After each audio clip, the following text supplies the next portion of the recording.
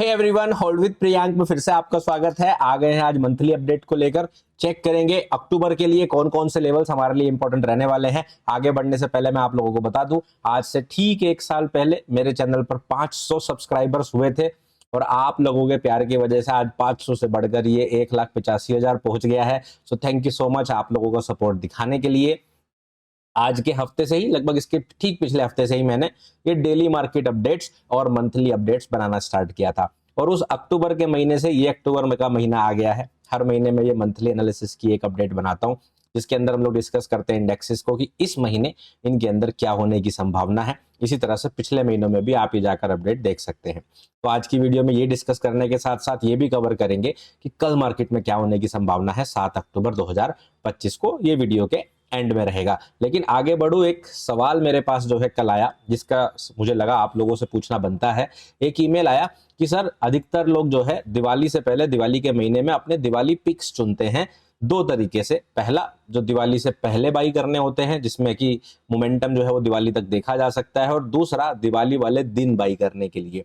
तो अब ये क्वेश्चन जो है अभी एक ही मेंबर्स की तरफ से आया, लेकिन मुझे जानना था क्या आप सब लोगों को भी ऐसा कोई वीडियो चाहिए जिसके अंदर मैं आपको मंथली अपडेट दूं। फिर मैंने सोचा अगर आप लोगों को चाहिए होगा तो जरूरी नहीं दिवाली पिक ही दें, हम हर महीने भी एक ऐसी वीडियो बना सकते हैं जिसके अंदर मैं पहले हफ्ते के अंदर आप लोगों को चाहे एक ही स्टॉक के बारे में बताऊं, चाहे 3-4 स्टॉक के बारे में बताऊं, उसकी एनालिसिस पूरा समझाऊं आप लोगों को पूरे महीने के लिए कि ये स्टॉक इस महीने के लिए मेरी रडार पर है। तो अगर ऐसा चाहिए तो कमेंट करना बिल्कुल भी मत भूलना। आप जल्दी से डिस्क्लेमर पढ़िए, चार्ट्स पर चलते हैं और समझते हैं निफ्टी 50, बैंक निफ्टी और सेंसेक्स को। सबसे पहले बात करेंगे निफ्टी 50 के बारे में। यहां आप देख सकते हो मैंने मंथली चार्ट ओपन करके रख लिया है। पहले डिस्कस कर लेते हैं सितंबर के महीने में क्या हुआ, फिर डिस्कस करेंगे अक्टूबर के महीने में अब हम लोगों को कैसे प्लान करना है। अगर आप लोगों को याद है, हम लोगों ने लास्ट महीने के अंदर ये प्लान किया था कि मार्केट यहां से इस एफवीजी में आ जाए तो ज्यादा बढ़िया रहेगा, क्योंकि मार्केट जो है इसके लो के नीचे क्लोज हो गया है। जैसे ही मार्केट इस लो के नीचे आती है, हम लोगों के लिए ये एफवीजी जो यहाँ पर बना हुआ है इसके टेस्ट होने के चांसेस सबसे ज्यादा है, और ये हमारा मेन बायस था पूरे महीने का। इसके लिए मैंने आप लोगों को क्या बताया था रीजन, कि मार्केट शुरुआत में आपके लिए ऐसे जा सकती है, फिर नीचे आएगी, इस तरह से आके इस तरह की कैंडलस्टिक बनने का हो सकता है कि प्राइस एक्शन पूरे सितंबर के महीने इस तरह से चले। देखो होता क्या है कि हम लोग कैंडलस्टिक की एक्सपेक्टेशन पूरे महीने के लिए किस तरह से करते हैं कि भाई मार्केट एक जगह पे ओपन होगी, ठीक है ना, एक जगह ओपन होगी, एक जगह पर अपना हाई बनाएगी, एक जगह पर अपना लो बनाएगी, एक जगह पर अपना क्लोजिंग बनाएगी। तो उसी नजरिए से मैंने आपको बताया था कि इस तरह की कैंडलस्टिक बनने के चांसेस ज्यादा हैं, जहां शुरुआत में पहले 10 दिन मार्केट ऊपर जाती रहे, अचानक से फिर ड्रॉप आना शुरू हो जाए और फिर साइडवेज होकर मार्केट जो है कहीं पर क्लोज हो जाए। इस तरह का प्राइस एक्शन सितंबर के महीने में रह सकता है।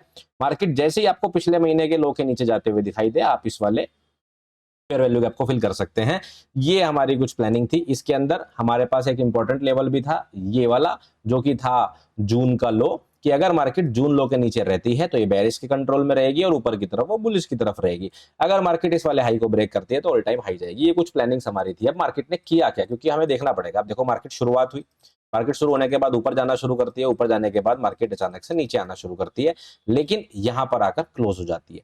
अब जब यहाँ पे क्लोज हो जाती है तो ऐसा लगता है कि आने वाले दिनों में मार्केट ने अभी तक का जो प्लान है, देखो ओपन ऊपर नीचे यहाँ तक का काम कर दिया और शायद इस तरह का कैंडलस्टिक आगे बनाए। तो अक्टूबर के महीने में यहाँ से यहाँ तक के वाला प्राइस एक्शन फॉलो होगा या कुछ प्लान बदलने वाला है, इस पे हम लोग अब चर्चा करेंगे। क्लियर हुआ? चलो अब देख लेते हैं अक्टूबर में जो ये 3-4 दिन गुजरे हैं इसके अंदर क्या क्या हो चुका है। फिलहाल के लिए मार्केट इस तरह से चल रही है।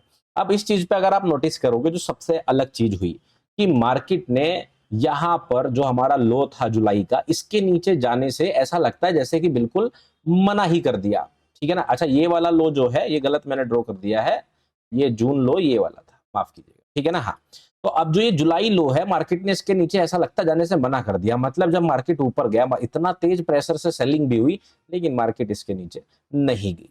तो यहां पर अगर हम देखें तो हमारे पास एक फेयर वैल्यू गैप यहां पर था। अगर आप लोग फेयर वैल्यू गैप नहीं जानते, पहली बार इस चैनल पर आए हैं, तो इसकी वीडियो आप लोगों को मेरे चैनल पर एडवांस प्राइस एक्शन सीरीज में मिल जाएगी। तो यहां पर अगर आप देखेंगे हमारे पास एक फेयर वैल्यू गैप बना हुआ है। कहां पर? ये वाला जून लो मैं हटा रहा हूं, यहां पर देखेंगे आप एक छोटा सा फेयर वैल्यू गैप है। ये मैंने आप लोगों को पहले भी बताया था। मार्केट ने इसके नीचे क्लोजिंग किया और अगले ही बार इसके ऊपर क्लोजिंग कर दिया। तो कहीं ना कहीं मार्केट ने क्या कर दिया, इसके ऊपर इमीडिएट फेक आउट। तो मार्केट ने अगर इस फेयर वैल्यू गैप के ऊपर इमीडिएट फेक आउट कर दिया है तो हमें पता है कि भाई ये वाला जो फेयर वैल्यू गैप है अभी नीचे की तरफ ब्रेक नहीं हुआ और इससे जो रिएक्शन आनी चाहिए थी वो ऊपर की तरफ अभी आ सकती है। दूसरा चीज, मार्केट ने खुलते ही जो है आप देखोगे यहां पर एक गैप छूटा था, इसको भी मैं आपको दिखाऊंगा। मैं दो चीज आपको बहुत इंपॉर्टेंट नोटिस करने के लिए यहाँ पे दिखा रहा हूं जिससे आप सीखोगे भी और अगले महीनों के लिए खुद से भी प्लान कर पाओगे। आप देखो मैं एक ये यहाँ पर इसको थोड़ा सा डार्क कर रहा हूँ, एक लाइन ये ड्रॉ कर रहा हूं मैं और एक लाइन जो है मैं यहाँ पर ड्रॉ कर रहा हूँ। आप देखेंगे यहाँ पर भी एक छोटा सा गैप के साथ ही मार्केट ने ओपनिंग दिया, यानी कि जब अक्टूबर में मार्केट ओपन हुई तो गैप के साथ ओपन हुई, लेकिन नीचे आने के बाद आप देखेंगे पिछले मंथ की क्लोजिंग पर सपोर्ट लेने के बाद मार्केट ऊपर चला गया। तो मार्केट ने यहाँ पर कोई गैप नहीं छोड़ा, मतलब मार्केट का मूड ये है कि अगर मैं ऊपर जाना चाहती हूँ तो मैं वापस ना लौटूं, ये एक रीजन यहाँ पे दिखाई देता है। तो अब इस गैप को फिल करने आने की कोई संभावना या जरूरत नहीं बचती है प्राइस के पास। इसके नीचे अगर हम देखें तो हमारे पास ये वाला इमीडिएट फेकआउट बन गया है। तो अब सिंपल सी बात है कि जब तक मार्केट इस वाले फेकआउट को होल्ड करती है तब तक मार्केट बेयरिश तो नहीं मान सकते। मैं आपको समझाने की कोशिश कर रहा हूं क्योंकि अगर आपने मेरी सितंबर के एंड में वीडियो देखी होगी उन सब के अंदर मैं बेरिश था, यहां से बेरिश था, गिरना शुरू हुआ, मार्केट गिरता रहा और मैं पूरा बेरिश था कि अक्टूबर में गिर जाएगा और यहां वाला fair value gap market fill करेगा। सही बात है, लेकिन जब मार्केट क्लोज होगी तभी तो हमें पता चलेगा कि यहाँ पे इमीडिएट फेकआउट होगा कि नहीं होगा। अभी जब भी क्लोजिंग हो गई तो वहां पे हमें थोड़ा सोचना पड़ेगा, ठीक है। यहां पे हमें सोचना पड़ेगा कि अब हमारी बेरिश वाली प्लानिंग में थोड़ा सा बदलाव करने की जरूरत है और अब हमें लेवल टू लेवल काम करना पड़ेगा अगर बेरिश रहना है, ठीक है। बुलिश होना है तो बुलिश के लिए तो मार्केट ने सारे प्लान छोड़ ही दिए, कहा मैंने इमीडिएट फेकआउट कर दिया, मैंने गैप को भी फिल कर दिया, मैं तो ऊपर जाना चाहती हूँ, आसमान में उड़ना चाहती हूँ। तो कहीं ना कहीं मार्केट ने अभी तक जो इशारे करे हैं अक्टूबर की शुरुआत में वो बुलिश वाले करे। क्लियर। दूसरा चीज आप देखेंगे अगर मार्केट ऊपर की तरफ जाना शुरू करती है, बुलिश जाना शुरू करती है या मार्केट इस हाई को ब्रेक करती है तो ऑब्वियसली वो इस हाई और इस हाई में बहुत बड़ा डिफरेंस नहीं है, मोर लाइकली इन दोनों ही इक्वल हाइज हो गए, ये इन इक्वल हाइज की तरफ भागेगी। अगर मार्केट ने ये इक्वल हाइज उड़ाए, अभी तो एक कैंडल का हाई है, छोटे टाइम फ्रेम पर आपको ये इक्वल हाइज दिखाई देंगे, तो फिर ये बचे चांसेस बहुत कम है। इसका मतलब ये है कि अगर मार्केट अब वापस इसके नीचे नहीं जाती है, यानी कि ये जो हमारा सितंबर का लो है इसको अगर आप अपना इनवैलिडेशन बना लें, बुल बन जाइए और बेल की तरफ भागना शुरू कर दीजिए। मैं आपको सिंपली बता रहा हूं, जैसे ही मार्केट यहां इसके ऊपर ब्रेक करेगी हमें कंफर्मेशन मिल जाएगी। अब इसके ऊपर जाने का वेट करोगे तब तक हमारा मूव मिस हो जाएगा। तो जो लोग सिंसियर इन्वेस्टर है, वेट करने के लिए लंबी लंबी ट्रेड्स लेते हैं, महीनों महीनों तक होल्ड करते हैं, वो लोग कंफर्मेशन का वेट करेंगे कि मार्केट इस हाई के ऊपर जाए। जो अग्रेसिव इन्वेस्टर है, छोटे इन्वेस्टर है, थोड़ा बहुत लगाते हैं, स्टॉप लॉस भी ले लेते हैं, गलत होने पर जल्दी से बाहर भी आ जाते हैं, स्मार्ट इन्वेस्टिंग करते हैं, वो लोग अपना स्टॉप लॉस इसको मानकर चले। क्लियर। तो फिलहाल के लिए अक्टूबर में हमारा बायस क्या रहने वाला है कि भाई बुलिश रहेगा। हम लोगों का ध्यान किस बात पर रहना चाहिए, गैप फिल हो चुका तो इस गैप को हम ज्यादा फोकस नहीं करेंगे, हमारा फोकस सिर्फ एक चीज पर होना चाहिए कि अब पिछला सारा प्राइस एक्शन भूल जाओ, सबसे इंपॉर्टेंट है सितंबर का लो। जब तक सितंबर का लो आपका जो है जिंदा है तब तक जो है बुल्स यहां पर खेल में बने हुए हैं और हो सकता है कि वो कोई भी करेक्शन बर्दाश्त ही ना करना चाहते हो। तो इस प्लानिंग को आपको ध्यान रखना है। तो सितंबर लो आप देखेंगे मैंने यहाँ पर जो है मार्क कर दिया है, 24,432 का ये लो है, तो ये आपको ध्यान रखना है। जब तक ये होल्ड है आप बुलिश रहेंगे। दूसरा चीज आपको क्या समझने की जरूरत है, फिलहाल मार्केट इस वीक के अंदर है। क्लियर। इस वीक के अंदर मार्केट साइडवेज रह सकती है, इस वीक के अंदर मार्केट आपको मैनिपुलेट कर सकती है, इस वीक के अंदर मार्केट गिर सकती है। इसलिए मैंने आपको बताया जो अग्रेसिव ट्रेडर है, अग्रेसिव इन्वेस्टर है, वो बुलिश हो जाए। जो सिंसियर इन्वेस्टर है, वेट करते हैं, कंफर्मेशन का पेशेंस के साथ ट्रेड करते हैं, वो इसके हाई का ब्रेक होने का वेट करें। हाई का ब्रेक होने का वेट करोगे, कंफर्मेशन का वेट करोगे, मूव अच्छा मिलेगा, लेकिन आपको ये वाला मूव मिस करना पड़ेगा। ये चीज आप लोग समझें, ठीक है। मैं डिटेल में इसलिए बताता हूं जिससे कि आप लोग अपनी आगे की प्लानिंग भी ज्यादा बेहतर कर सके। वीकली चार्ट में देखें तो वीकली चार्ट ऑब्वियसली बुल्स का फेवर कर रही है। क्यों? क्योंकि हमारे पास यहां से ये एक इमीडिएट फेकआउट आया था, मार्केट ऊपर गया, इस गैप को फिल करने के लिए नीचे आया, इमीडिएट फेकआउट करके ऊपर चला गया। जब मार्केट ऊपर आया, यहां से नीचे आया, तो आप देखोगे फिर से मार्केट ने एक फेयर वैल्यू गैप बनाया था, जिस फेयर वैल्यू गैप के नीचे मार्केट ने क्लोजिंग तो दी, लेकिन वापस इस फेयर वैल्यू गैप को मार्केट जो है रिकवर करते हुए दिखाई दे रही है। अगर मार्केट इस फेयर वैल्यू गैप को ऊपर की तरफ होल्ड करती है तो इसके अंदर हम थोड़े से कलर बदल लेंगे। यहाँ पर अगर मार्केट इस फेयर वैल्यू गैप को थोड़ा भी होल्ड कर गई या यहाँ पे रखना चाहे कि मैं इसके ऊपर रहना चाहती हूँ, तो आप इसको भी अपना इनवैलिडेशन बना सकते हैं शॉर्ट टर्म के लिए। डेली टाइम फ्रेम पर चलकर इन लेवल्स को मार्क करेंगे, चेक करेंगे कौन सा लेवल इंपॉर्टेंट है। तो जो अग्रेसिव ट्रेडर है वो अपने पोजीशन अगर बाई की देखना चाहते हैं, इस फेयर वैल्यू गैप को अपना स्टॉप लॉस कंसीडर करें, इनवैलिडेशन कंसीडर करें, या फिर इसके नीचे अपना स्टॉप लॉस रखें। जो लॉन्ग टर्म इन्वेस्टर हैं यहाँ पर ही बाई करना चाहते हैं एग्रेसिवली, वो इसको अपना इन्वेलिडेशन रखें। और जो सुपर लॉन्ग टर्म कंफर्मेशन के साथ बाई करने वाले हैं वो इस हाई के ब्रेक होने का वेट करें, क्योंकि मार्केट ने अभी एक बढ़िया मूव दिया है, हो सकता है कि ये करेक्शन। तो दो तीन पॉसिबिलिटी मैंने आपको बताई, जिसके अंदर अब आपका मन आया गया कि प्रियांक तुमने सारी चीजें सही सही बताई, हमें समझ में भी आ गई, क्लैरिटी हो गई, करना क्या है वो बता दो। तो देखो, पहली बात, investment in securities markets are always subject to market risk. तो करना क्या है ये तो आप ही को डिसाइड करना पड़ेगा, आपके फाइनेंशियल एडवाइजर ही आपको बता पाएंगे। मेरा काम है एनालिसिस करके आपको ये बताना फिलहाल मार्केट में चल क्या रहा है। एक तरफ आप देखोगे आरबीआई ने कोई रेट कट नहीं करा है, यूएस में रेट कट के लिए ट्रंप पूरे एक तरफ से जो है लगे हुए हैं। आपने देखा होगा, मैं थंबनेल पर भी पावेल को लगाया हुआ है, वो फेड के चेयरमैन है। फेड मतलब यूएस की, जो जैसे हमारे यहाँ आरबीआई सारी मॉनेटरी पॉलिसी बनाता है, वहाँ फेड बनाता है अमेरिका में। तो आप देखेंगे वहां पे रेट कट की बात चल रही है। तो अगर रेट कट की बात चल रही है तो रेट कट को समझते हुए आपको क्या समझना है कि भाई रेट कट होगा तो मार्केट्स के लिए पॉजिटिव है। आरबीआई की रेट कट होने के चांसेस काफी ज्यादा हैं आने वाले महीनों में। इसका मतलब इंडियन मार्केट को तो पुश मिलने के चांसेस है। यूएस के अंदर सोचो, जो प्रेसिडेंट ही चाह रहा है कि रेट कट हो जाए, तो उस पर आपको थोड़ा सा ध्यान देना पड़ेगा। अगर यूएस में और रेट कट होते हैं तो यूएस मार्केट और तेज चलेगी। तीसरा चीज ये ध्यान रखिए कि फंडामेंटल्स पे ध्यान देना बहुत जरूरी है, क्योंकि जो ट्वीट्स चलते हैं आजकल आजकल तो आप समझ लीजिए कि ट्रेडिंग इन्वेस्टिंग के अंदर जो पॉलिसीज है वो भी ट्विटर पे बन रही है, ऐसा लग रहा है। पहले ट्विटर पे डिसाइड होता है ये होने वाला है, फिर बात करते हैं दोनों देश आपस में, ये क्या हो गया। तो वो जो चल रहा है उस पर भी आपको थोड़ी सी नजर बना के रखनी पड़ेगी। हो सकता है कि मार्केट जो है मेरे तीनों बायस या जो तीनों चीजें मैंने आपको एक्सप्लेन करी उसके अलग कुछ कर दे, क्योंकि न्यूज कुछ भी करा सकती है। एक और चीज हमें जो डिफरेंस देखने को नजर आ रहा है यहाँ पे मार्केट के अंदर, की मार्केट बहुत पास पास के स्विंग लो और स्विंग हाई मिस करके जा रही है, लिक्विडिटी को उतना अच्छे से अब्जॉर्ब नहीं कर रही है। उसका एक कारण हमारे यहाँ ऑप्शन ट्रेडिंग के ऊपर की गई जो लगाम लगाई जा रही है रेगुलेटर्स की तरफ से, वो भी एक कारण है। क्योंकि जो बड़े प्लेयर्स है जैसे जेन स्ट्रीट, उन सबको हालत खराब कर दी गई है, वो अब जो है मैनिपुलेट नहीं कर पा रहे हैं प्राइस को, जिस वजह से मार्केट्स के अंदर थोड़ा बिहेवियरल चेंज आया है। वो बिहेवियरल चेंज भी आपको एडजस्ट करना पड़ेगा। क्लियर? ये थी निफ्टी 50 की सबसे इंपॉर्टेंट अपडेट जो आप लोगों को ध्यान रखनी थी। इंपॉर्टेंट लेवल्स मैंने आप लोगों को समझा दी। अभी इसमें बात करेंगे इंट्राडे की। वापस आकर पहले बात कर लेते हैं बैंक निफ्टी की, ठीक है, क्योंकि यहाँ पर एक ब्रेकर है, इन सब की इंट्राडे में हम बात करेंगे। अब बात करते हैं बैंक निफ्टी के चार्ट की। और बैंक निफ्टी का कौन सा चार्ट? मंथली चार्ट, क्योंकि हम लोग मंथली चार्ट को पहले देखेंगे, समझेंगे, और फिर इसके अंदर कुछ प्लान करेंगे। सेम चीज आप देखेंगे यहाँ पर। अगर आप लोगों को ये मंथली चार्ट याद है, तो मंथली चार्ट के अंदर हम लोगों ने इस तरह से कुछ लेवल्स मार्क किए थे पिछले महीने इस वाली कैंडलस्टिक के लिए, और इसके अंदर हम लोगों ने प्लान किया था कि भाई ये वाला लो तो जाना ही चाहिए, क्योंकि हमारे पास एफवीजी बचा हुआ है। तो ये वाला तो बहुत ही ज्यादा चांसेस है यहाँ पे मार्केट ओपन होकर इसको छू दे। और आप लोगों ने देखा होगा सितंबर के शुरुआत में डेली बोल रहा था यहाँ यहाँ यहाँ, मार्केट एक दिन के बाद एक दिन नीचे जा रहा था, लेकिन इस लो को नहीं छू रहा था, छू ही नहीं रहा था, और मार्केट यहाँ से पलट के गया। तो ये जो मैं आपको बता रहा था ना ट्रेडिंग के इम्प्लीकेशंस की, मार्केट जो है क्यों इस तरह का रिएक्शन दे रही है, और आप देखोगे यहाँ से ऑर्डर ब्लॉक तो शुरू हो ही जा रहा है, और वो ऑर्डर ब्लॉक से ही मार्केट जो है पलट के चला गया, फेयर वैल्यू गैप में नहीं आया। अब ये चीज क्यों हो रही है? देखो, इसका कारण ये जो मैं आपको समझाया ट्रेडिंग की वजह से हो सकता है कि ट्रेडिंग नहीं हो रही है, या कुछ और कारण से हो रहा होगा। कुल मिला के बात ये कि वहां पे वो फेयर वैल्यू गैप फिल नहीं हुआ, तो हमारा जो एक्सपेक्टेशन था वो नहीं हो पाया पूरा। चलो कोई बात नहीं। अब मार्केट ने पिछले महीने के हाई के ऊपर ऑलरेडी क्लोजिंग कर दी है, आज की डेली क्लोजिंग, और इसके नजर में ये बिल्कुल सीधा दिख रहा है। तो इसमें कुछ खास आपके पास है नहीं जिसको आप मार्क कर पाए या ऐसा कुछ देख पाए। तो आप जो है यहाँ पे सिर्फ कुछ इंपॉर्टेंट लेवल्स जो हैं उन्हीं को आप जो है मार्क कर लेंगे यहाँ पर। जैसे कि ये 55,150 का लेवल है, ये हमारा है जून का लो, ठीक है ना। तो यहाँ पे हमारे पास एक जून लो है। अब मार्केट जो है इसके नीचे चल रहा है, तो हम लोग जो है देखेंगे कि ये हमारे लिए किस तरह से काम आ सकता है, ये आपके लिए काम आ सकता है। यहाँ पे सपोर्ट रेजिस्टेंस के लिए बीच वाले हाई लो को हम हटा देते हैं। हमारे लिए इनवैलिडेशन सिंपल है कि मार्केट अगर अब पलटता है तो इस फेयर वैल्यू गैप में आने के चांसेस अभी भी इसके पूरे पूरे हैं। नीचे वाले लो फिलहाल के लिए मैं हटा दे रहा हूँ क्योंकि हमारे काम के नहीं है। इसके अंदर जो ये मई लो है इसको हम मार्क करके रखेंगे, आपको ध्यान होना चाहिए मई लो, क्लियर, जिसको ये मिस करके आ रहा है। तो चांसेस बैंक निफ्टी के अंदर थोड़े से कम दिख रहे हैं।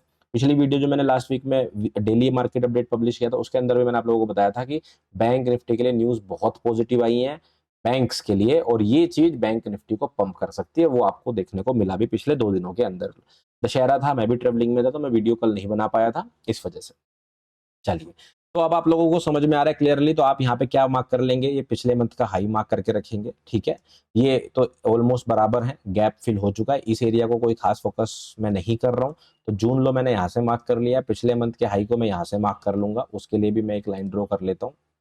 ये देखिए यहाँ पर मैं पिछले मंथ का हाई, यानी कि सितंबर का हाई, प्रीवियस मंथ हाई 56 55,835.25 इसको जो है मार्क कर ले रहा हूं, ठीक है। ये कुछ इस तरह का हो गया। अब सिंपल सा है, मार्केट जो है अगर इसको ब्रेक करती है, इसके ऊपर जाती है और ये हाई भी ब्रेक कर देती है इस महीने, फिर आपके पास अगला टारगेट यही है जो मैं आप लोगों को पहले से बताकर बैठा हुआ हूँ। 58,600 का ये टारगेट होगा, इसको हम व्हाइट कलर से कर देते हैं, यस 58,650। तो ये तो खैर अभी दूर है, लेकिन क्या पता, ये देख रहे हो आप इस महीने के अंदर कैंडलस्टिक कैसी आई थी मार्च में, वैसी कोई कैंडलस्टिक आ गई तो अलग बात है। फिलहाल के लिए आप इन दोनों लेवल्स का यूज कर सकते हैं अपने वीकली इंट्रा स्विंग प्लानिंग के अंदर। और इस बात को समझ के चलिए कि मार्केट अगर इतने पास से मिस करके आ रही है तो वो लोगों को बाई करने देना नहीं चाहते, वो नहीं चाहते कि लोग बाई कर पाए, इसलिए मेरे हिसाब से मोमेंटम के साथ ऊपर की तरफ भागेगी। तो हमारा मेन बायस बुलिश रहेगा, उसके अलावा रेस्ट ऑफ द लेवल्स आपके पास चार्ट में सामने है। इसके अंदर भी इंट्राडे अभी बात करेंगे, पहले बात कर लेते हैं सेंसेक्स। हाँ, इसके अंदर मैं आपको एक वीकली चार्ट और समझा देता हूँ। जिन लोगों को एडवांस प्राइस एक्शन कोर्स की वीडियोस देखी हुई है उनको मैं समझा देता हूँ। अगर आप यहाँ पर देखोगे तो ये वाली लिक्विडिटी ना जाने का एक और कारण हो सकता है, जिसको मैं आपको समझाने की कोशिश करूंगा कि ये वाला जो स्विंग लो है एक्चुअली में इसने इस वाली जो ये फेयर वैल्यू गैप था और ये वाला जो हमारा ब्रेकर था, इसको जो है मार्केट ने टेस्ट किया था, जिससे ये रिएक्शन आया था। क्योंकि यहाँ पर प्राइस ऑलरेडी यहाँ की लिक्विडिटी को ऑब्जॉर्व करके गया हुआ है, जिस वजह से हो सकता है कि प्राइस जो है यहाँ पर इस लो को स्वीप ना करना चाहता हो। ऐसा कभी कभी मैंने देखा है, छोटे टाइम फ्रेम पर अक्सर देखता रहता हूँ, बट बड़े टाइम फ्रेम पर ऐसा बहुत कम देखने को मिलता है। देखने को मिला तो मुझे लगा मैं आप लोगों को बता दूं, कभी ऐसा सिचुएशन आए तो आपको इस तरह की चीजों को पढ़ना चाहिए। उसके बाद क्या होता है, मार्केट ऊपर बढ़ती है, नीचे आती है, यहाँ पे इस फेयर वैल्यू गैप के अंदर इमीडिएट फेक आउट करती है और अब मार्केट ऊपर की तरफ इसे ब्रेक कर चुकी है। ये एक बहुत ही बढ़िया सेटअप बनता है बुलिश का, अगर मार्केट इसके ऊपर ब्रेकआउट होल्ड करती है, ब्रेकआउट कंफर्मेशन देती है, उस केस में हमारे पास सिंपल सा टारगेट हो जाता है 57,600 का। तो 57,600 जाने के चांसेस बहुत ज्यादा है। आप लोग ये जो हमारा ये जो हाई है प्रीवियस मंथ का हाई है, अगर ये होल्ड रहता है एक हफ्ता तो आप लोग इसको अपना बहुत ही प्यार से ध्यान रख सकते हैं, ठीक है। ये मैं ऊपर वाला लेवल भी आप लोगों के लिए मार्क कर दें, 57,628 को भी आप ध्यान रखिएगा, ठीक है। चलिए सेंसेक्स की बात करेंगे। सेंसेक्स के अंदर हम लोग मंथली चार्ट देखते हैं सबसे पहले, सेम बिल्कुल निफ्टी 50 जैसा चार्ट है, कुछ अलग नहीं है। मार्केट ने यहाँ पर जो है वही ऊपर जाने के बाद नीचे आने की कोशिशें करी, लेकिन आप देखोगे मार्केट ने वापस जिस तरह से निफ्टी 50 में यहाँ पर ये गैप था, सीधा इसको, क्योंकि इसके अंदर थोड़ी सी गैप डाउन ओपनिंग हुई थी, उसके बाद सीधा मार्केट ने ऊपर की तरफ ही भागना शुरू कर दिया। बिल्कुल निफ्टी 50 जैसा प्लान है। हम चाहते थे कि मार्केट जो है कम से कम इस वाले फेयर वैल्यू गैप को फिल कर दे, मार्केट ने नहीं किया। अगर उसको छोड़ के भाग रही है तो सिंपल सा वही बात कि मार्केट नहीं चाहती ज्यादा लोग बाई करें, मार्केट चाहती है कि मैं तेजी से ऊपर चला जाऊं जिससे ज्यादातर लोग मिस कर जाएं या फिर एक फोमो क्रिएट करने का प्लान बन सके। तो ये अगर ऐसा होने के चांसेस हैं तो फिर मार्केट बहुत सीधे जाएगी। तो आपको हर एक लेवल वाइज ध्यान रखते जाना है। कोई भी लेवल ब्रेक होता रहता है तो वो एक स्ट्रॉन्ग सपोर्ट की तरह काम करने वाला है, जैसे कि ये 82,317 या फिर जून लो आपका, ये सपोर्ट की तरह काम क्यों करने वाले हैं, क्योंकि जब मार्केट फोमो में जाना चाहता है ना, तो मार्केट जब फोमो में जा रहा होता है तो वो क्या करना चाहता है कि कोई भी बाई ना करे, तो वो जो ऊपर वाले लेवल जिसको भी ब्रेक करता है उसको सपोर्ट बनाकर भागता रहता है। तो आप लोग ये ध्यान रखिएगा कि अगर मार्केट किसी भी लेवल को इनमें से ब्रेक करके ऊपर की तरफ जा रहा है तो वो और तेजी से ऊपर जाना चाहता है और वो उसी स्पीड से जाता रहेगा, आपको एंट्री करने का मौका कम देगा। तो इन चीजों का थोड़ा ध्यान रखिए, आपको अग्रेसिव बाइंग करनी पड़ेगी अगर आप शॉर्ट टर्म के अंदर यहाँ पर चाहते हो मार्केट के अंदर कुछ रिटर्न निकालना, और कोई रास्ता नहीं है, ठीक है।